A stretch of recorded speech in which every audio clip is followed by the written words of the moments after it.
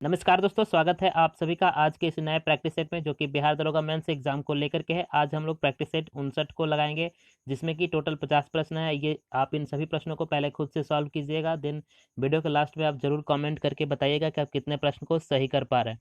इससे पहले अगर आपने अब तक उन सभी प्रैक्टिस सेट को नहीं लगाया है तो आप उनको जरूर लगा लीजिएगा। लिंक डिस्क्रिप्शन और आई बटन दोनों जगह पे मिल जाएगा, आप जरूर से उन सभी प्रैक्टिस सेट को लगा लीजिएगा। अगर आप इन सभी का पीडीएफ प्राप्त करना चाहते हैं तो लिंक डिस्क्रिप्शन में दिया हुआ है व्हाट्सएप ग्रुप और टेलीग्राम ग्रुप का, तो वहाँ से ज्वाइन करके इसका पीडीएफ आसानी से प्राप्त कर सकते हैं। हमने करंट अफेयर्स की मैगजीन तैयार करी है, जिसमें कि 2020 के पहले 3 महीना जनवरी, फरवरी और मार्च के जितने भी महत्वपूर्ण प्रश्न होते हैं जो आपके एग्जाम के लिए रिलेवेंट होते हैं, आपके एग्जाम में पूछे जाते हैं, ये सभी प्रश्नों को इंक्लूड किया गया है इस मैगजीन में। इस मैगजीन में आपको 500 प्लस वन लाइनर फॉर्मेट के प्रश्न मिल जाएंगे, ठीक है, जो कि आपके एग्जाम के लिए काफ़ी महत्वपूर्ण होते हैं। ठीक है, ये जो मैगजीन है वो हिंदी मीडियम में है, तो आप इस मैगजीन को परचेज कर सकते हैं मात्र 10 रुपये में। ठीक है, लिंक डिस्क्रिप्शन में दिया हुआ है, वहाँ से आप इसको चेक कर सकते हैं, और साथ ही सैंपल भी प्रोवाइड किया गया है, आप वहाँ से पहले देख सकते हैं कि इस मैगजीन में आपको किस तरीके का प्रश्न मिलेगा।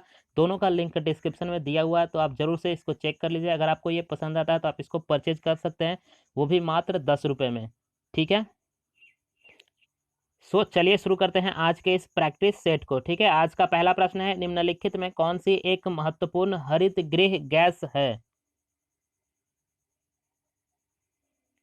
सही उत्तर है ऑप्शन बी, कार्बन डाइऑक्साइड। ठीक है, कार्बन डाइऑक्साइड जो है वो एक महत्वपूर्ण हरित गृह गैस है। ठीक है, जिसको ग्रीन हाउस गैस भी बोलते हैं। ठीक है, इंग्लिश में इसको ग्रीन हाउस गैस बोलते हैं और हिंदी में हरित गृह गैस बोलते हैं।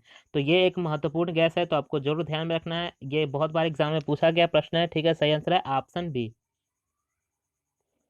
अगला प्रश्न है, निम्नलिखित में कौन सा एक संरक्षित जैव मंडल का नाम है?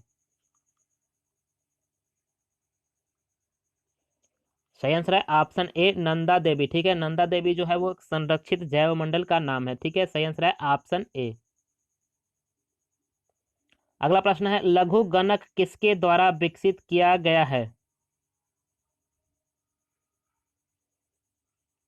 सही आंसर है ऑप्शन सी, नेपियर। ठीक है, लघु गणक जिसको इंग्लिश में कैलकुलेटर बोलते हैं। ठीक है, कैलकुलेटर का जो आविष्कार है, विकसित जो है वो नेपियर के द्वारा किया गया है। ठीक है, तो आपको जरूर याद रखना है, बहुत बार एग्जाम में पूछा गया प्रश्न है। सही आंसर है ऑप्शन सी।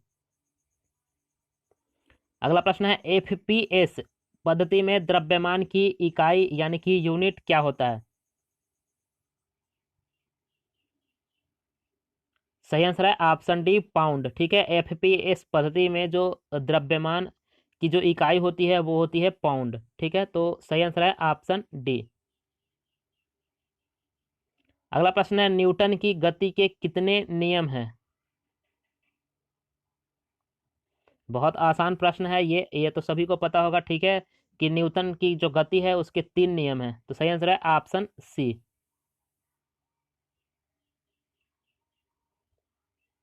अगला प्रश्न है, अश्व शक्ति में कितने वाट होते हैं? सही आंसर है ऑप्शन ए, 746 वाट। ठीक है, इस एक अश्व शक्ति यानी कि 1 HP जिसको बोलते हैं हॉर्स पावर बोलते हैं, उसमें जो होता है 746 वाट होता है। ठीक है, 1 HP is equal to 746 watt. Okay, तो आपको ये जरूर याद रखना है। सही आंसर है ऑप्शन ए, बहुत बार एग्जाम में ये प्रश्न पूछा गया है। फिर से अगर आपको ये वीडियो पसंद आता है तो वीडियो को आप लाइक कीजिएगा, दोस्तों को शेयर कीजिए, चैनल पहली बार हम चैनल को प्लीज़ सब्सक्राइब जरूर कर लीजिएगा। इसी तरह के कंटेंट आपको यहाँ पे रेगुलर बेसिस पे प्रोवाइड किया जा रहा है, सो प्लीज़ आप इस चैनल को सब्सक्राइब जरूर कर लीजिएगा, और वीडियो पसंद है तो वीडियो को दोस्तों को जरूर शेयर कीजिएगा। ठीक है, आगे बढ़ते हैं। अगला प्रश्न है, में बाहर की ओर कौन सा रंग होता है? सही आंसर है ऑप्शन सी, लाल। ठीक है, इंद्रधनुष में जो बाहर की तरफ, यहाँ बाहर की तरफ जो कलर होता है वो हरा, अच्छी सॉरी, लाल होता है, रेड होता है। ठीक है, तो आपको जरूर याद रखना है। सही आंसर है ऑप्शन सी। अगला प्रश्न है, फ़ारेनहाइट तापमापी के ऊपरी तथा निचले बिंदु के मध्य कितना अंतराल होता है? सही आंसर है ऑप्शन बी, 180। ठीक है, 180 का जो अंतराल होता है, सही आंसर होगा ऑप्शन बी। अगला प्रश्न है, पराश्रव ध्वनि की आवृत्ति होती है?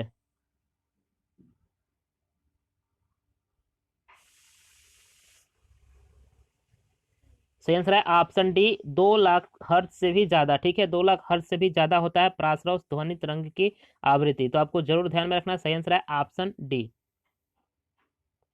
अगला प्रश्न है, रेडियो सक्रिय पदार्थ भंडारित करने के लिए बने पात्र इससे बने होते हैं।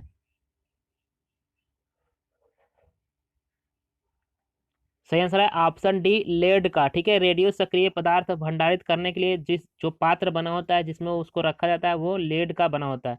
तो सही आंसर है ऑप्शन डी। आपको जरूर याद रखना है, बहुत ही ज्यादा महत्वपूर्ण ये प्रश्न है। ठीक है, सो चलिए आगे देखते हैं। अगला प्रश्न है, सिरके में कौन सा अम्ल पाया जाता है। सही आंसर है ऑप्शन बी, एसिटिक अम्ल। ठीक है, सिरके में जो होता है एसिटिक अम्ल पाया जाता है। तो आपको जरूर याद रखना है, सही आंसर है ऑप्शन बी। अगला प्रश्न है, निम्नलिखित में कौन जल में घोलने पर विद्युत का चालक नहीं करता है। मतलब जल में घोलने के बाद वो विद्युत का सुचालक नहीं हो पाता है। सही आंसर है ऑप्शन सी, चीनी। ठीक है, चीनी को अगर जल में आप घोल दोगे तो फिर वो सुचालक नहीं रह पाएगा। ठीक है, तो सही आंसर है ऑप्शन सी। अगला प्रश्न है, हेबर पराक्रम इसके औद्योगिक उत्पादन हेतु प्रयुक्त होता है।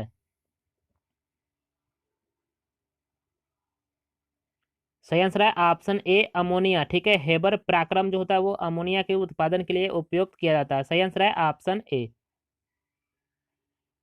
अगला प्रश्न है, कौन सा अम्ल कांच को घोल सकता है। सही आंसर है ऑप्शन डी, हाइड्रोक्लोरिक अम्ल। ठीक है, HCl जिसको बोलते हैं, हाइड्रोक्लोरिक अम्ल जो होता है वो कांच को भी घोल सकता है। सही आंसर होगा ऑप्शन डी। अगला प्रश्न है, ब्रह्मांड में सर्वाधिक पाए जाने वाला तत्व कौन सा है। सही आंसर है ऑप्शन ए, हाइड्रोजन। ठीक है, ब्रह्मांड में सबसे ज्यादा जो है हाइड्रोजन पाया जाता है। सही आंसर है ऑप्शन ए।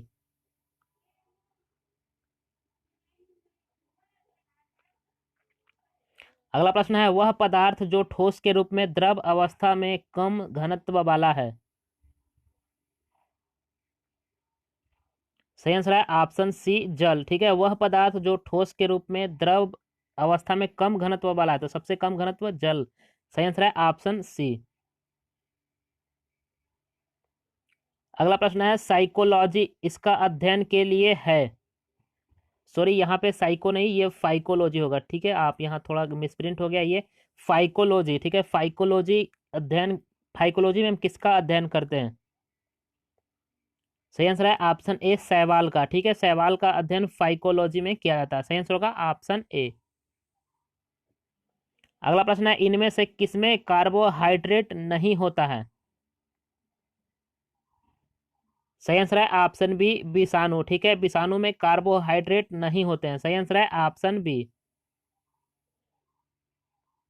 अगला प्रश्न है, विश्व में सर्वाधिक उत्पादित खाद्य फसल है।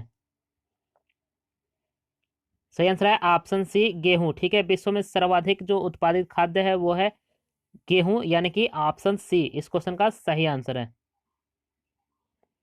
अगला प्रश्न है, भूमि चरो, सॉरी यहाँ पे चरो है, भूमि चरो में शिव तीव्रतम स्तनधारी है।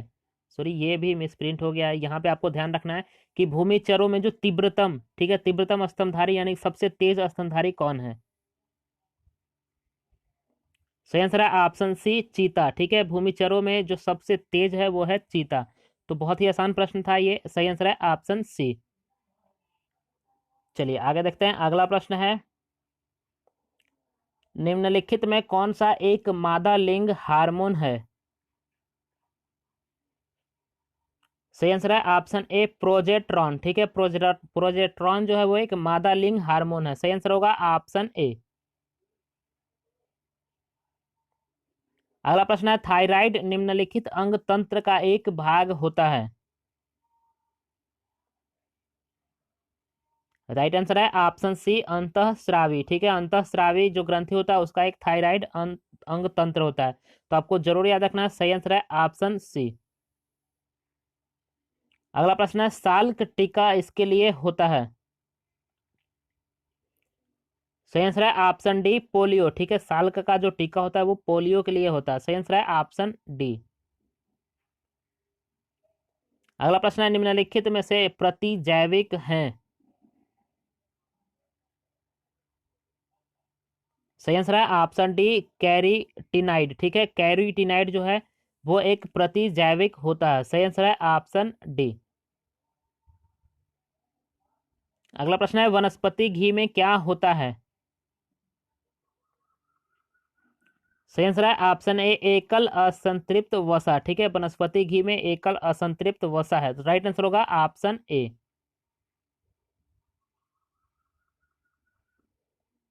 अगला प्रश्न है, मूत्र का पीएच मान क्या होता है? यानी कि मनुष्य का जो मूत्र होता है उसका पीएच मान आपको बताना है। सही आंसर है ऑप्शन ए, 7। ठीक है, मूत्र का पीएच मान जो होता है वो 7 होता है, तो आपको जरूर याद रखना है। अगला प्रश्न है, पाचन तंत्र द्वारा उत्पादित अम्ल कौन सा होता है?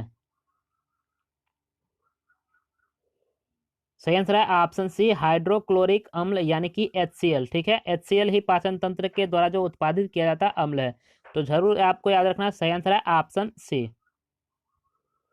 अगला प्रश्न है, स्वस्थ दृष्टि के लिए कौन सा विटामिन आवश्यक होता है? सही उत्तर होगा ऑप्शन डी, विटामिन ए। ठीक है, एक स्वस्थ दृष्टि के लिए विटामिन ए जो होता है काफी ज्यादा आवश्यक होता है। सही आंसर होगा ऑप्शन डी। अगला प्रश्न है, इस महान खिलाड़ी ने एक ओलंपिक खेल में संपूर्ण 10 अंक प्राप्त किए हैं? सही आंसर है ऑप्शन बी, माइकल फेल्प्स। ठीक है, फेल्प्स जो है वो 10 अंक प्राप्त करने वाले एक महान ओलंपिक खिलाड़ी हैं। ठीक है, और ये सर्वश्रेष्ठ भी ओलंपियाड हैं। ठीक है, ये बहुत मेडल जीत चुके हैं, गोल्ड मेडल। ठीक है, तो जरूर आपको याद रखना है। सही आंसर है ऑप्शन बी। अगला प्रश्न है, अभिनव बिंद्रा ने ओलंपिक में स्वर्ण पदक किसमें जीता था? सही आंसर है ऑप्शन बी, शूटिंग। ठीक है, तो आपको जरूर याद रखना है, बहुत ही आसान प्रश्न है पर बहुत ज़्यादा इंपॉर्टेंट है, आपको जरूर याद रखना है। अभिनव बिंद्रा ने ओलंपिक में जो शूटिंग में ही स्वर्ण पदक जीता था। ठीक है, ये शूटिंग प्लेयर है, तो आपको जरूर याद रखना। सही आंसर है ऑप्शन बी। अगला प्रश्न है, किस भारतीय द्वारा एक क्रिकेट टेस्ट मैच में सर्वाधिक विकेट लेने का रिकॉर्ड है? सही आंसर है ऑप्शन बी, अनिल कुंबले। ठीक है, अनिल कुंबले के द्वारा एक क्रिकेट टेस्ट मैच में सबसे अधिक विकेट 10 विकेट लिया गया था। ठीक है, ये 10 विकेट इन्होंने, पूरी टोटल जो विकेट्स होती है वो इन्होंने ही लिया था। ठीक है, तो ये रिकॉर्ड इनके नाम है, तो आपको जरूर याद रखना है। सही आंसर है ऑप्शन बी। अगला प्रश्न है, विश्व का सबसे बड़ा पुस्तकालय कहाँ स्थित है? सही आंसर है ऑप्शन बी, वाशिंगटन डीसी, जो कि अमेरिका का राजधानी है, वहां पे ये सर्वाधिक जो लंबा सबसे बड़ा पुस्तकालय है वो स्थित है। सही आंसर है ऑप्शन बी। अगला प्रश्न है, भारत में नदी पर बना सबसे लंबा पुल कहाँ स्थित है? सही आंसर है ऑप्शन बी, बिहार में। ठीक है, बिहार में सबसे लंबा पुल स्थित है। ठीक है, किसी नदी पे, तो आपको जरूर याद रखना है, सेतु, गांधी सेतु पुल जो कि पटना में स्थित है, आपको ये भी याद रखना है। सही आंसर है ऑप्शन बी। अगला प्रश्न है, डीबीडी में वी का अर्थ क्या होता है?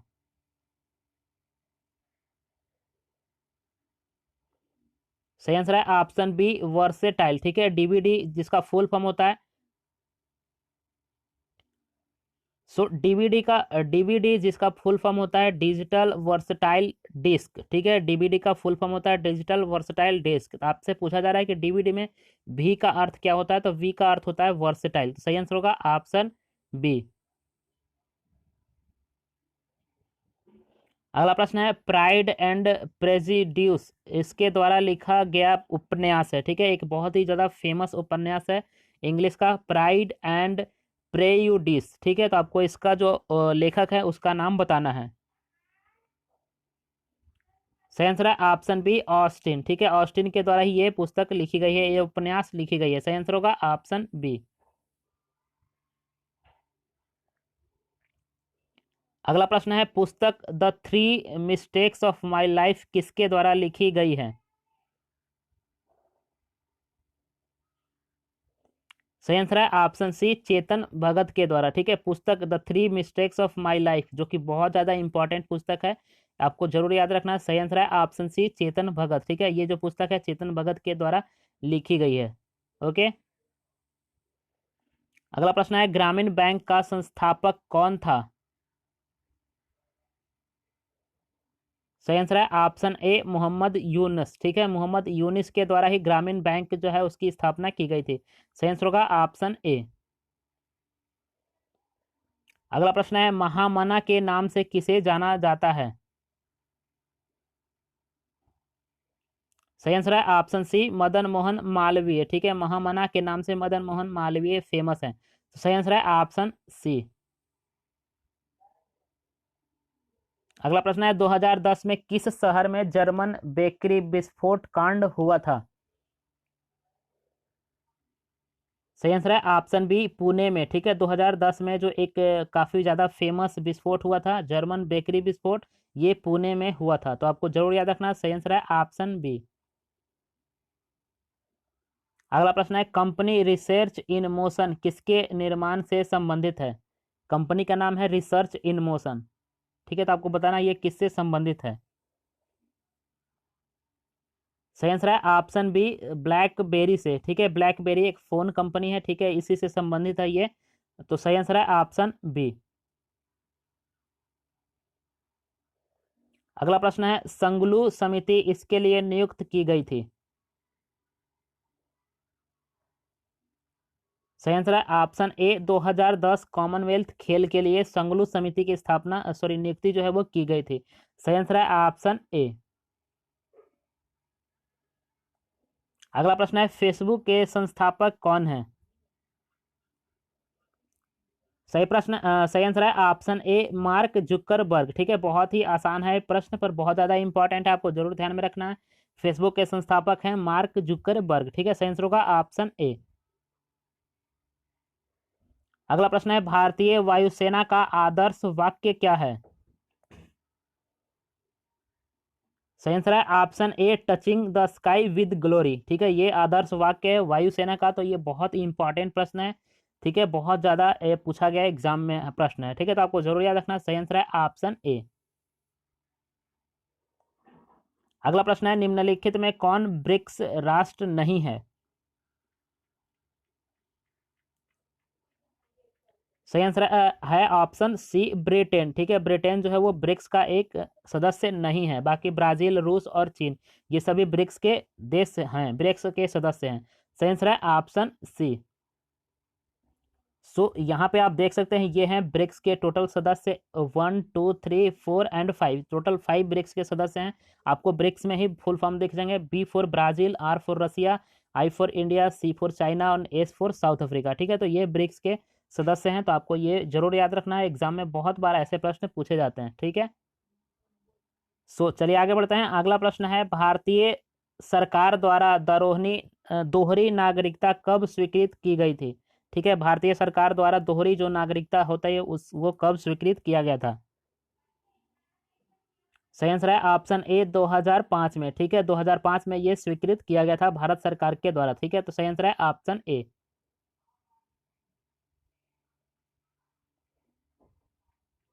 अगला प्रश्न है, भारतीय संविधान में स्वतंत्रता का अधिकार से संबंधित कितने आर्टिकल्स हैं?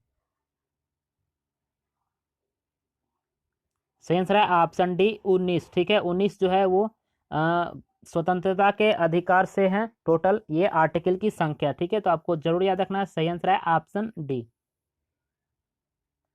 अगला प्रश्न है, भारतीय संसद के संयुक्त अधिवेशन की अध्यक्षता कौन करते हैं?